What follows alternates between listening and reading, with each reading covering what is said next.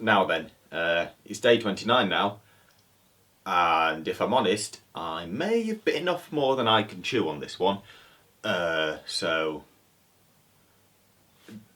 far these facts have been daily, and it's given me something to do. But now that my university work has started again, I've now also got that to do. So I'll try and keep these daily, but if there's not one tomorrow, don't be surprised because I've given up. But there will still be videos coming out when I think of something. I'm just not going to spend 10-15 minutes sitting around every day trying to think of something that is now, let's be honest, vaguely interesting because I used all my best material in the first couple of days. Then I went through that tornado period, as I'm sure you probably remember. Anyway, for today, you're going to need a very basic understanding of basic Newtonian physics. And I'm talking about multiple engines on propeller aircraft and why they don't turn in opposite directions. This is largely conjecture. But first we're going to start with a single engine propeller aircraft. Now I don't like doing demonstrations with this because you can't see, but between all these struts there are very, very thin wires which are quite brittle. And I spent hours upon hours rigging this.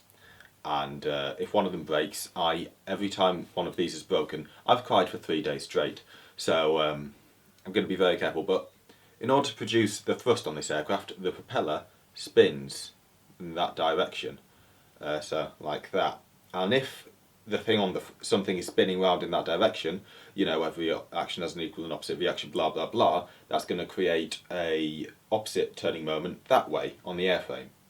So with your propeller going, it's going to do that. And also because of gyroscopic forces, it's going to swing to one side.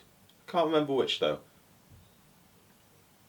Yeah, I can't remember which, but it's going to produce a swing on takeoff like that. So you might be going along and then once the tail lifts, there'll be a swing, so you've got to correct it with the rudder. Might be that way, I can't remember. My mental model isn't quite that good. If the camera shake there was because of my cat jumping on my bed. I've got a very professional setup. Anyway, a way that you can deal with this is by having two engines.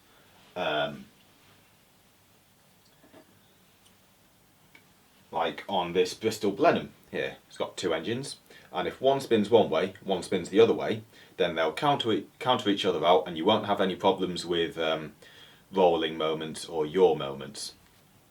But if you actually look at the way the propellers are angled on this model, they're both spun in the same direction. Why is this, you might ask? Well, I would argue it's mostly to do with logistics. If you want two engines to go in different directions, then you're going to need clockwise engines and you're going to need anti-clockwise engines. I may have done the wrong actions for it doesn't matter. You're going to need two different types of engine, and so imagine you've increased the amount of spares that you're going to need. You're going to need different factories and mouldings for the different engines. It's generally going to be a bit of a nightmare. You know, this engine goes bust, and so you need a starboard engine, but you've only got port engines, and because you've run out of starboard engines because lots of Blenheims have been hitting the start, you don't want to have that trouble. So generally speaking, in the Second World War, all the Lancaster's engines went the same way. If you're looking at it, I'm pretty sure they started that way, which is anti-clockwise for me. If you're looking at if you're looking head on, I think Merlin started that way. I'm pretty sure. That doesn't matter. I'm just rambling on. Yeah, all Lancasters, Merlin engines, they all spun in the same direction. These spun in the same direction because it's just easier logistically. Nowadays, with modern aircraft like the A400M, they spin. You know, it's two spin one way, two spin the other. But back in the Second World War, it was just much easier to have everything spin in the same direction. And when it takes off, you're going to have to deal with a bit of a swing. And then for the roll moment, just trim it out. You've got trim tabs for a reason, that's what they're for. I think there was one aircraft, which I can't remember the name of, there may be more than one actually, which had one wing longer than the other to deal with the rolling moment, but that adds even more complications, so manufacturing and things, so you may as well just use your trim tabs really.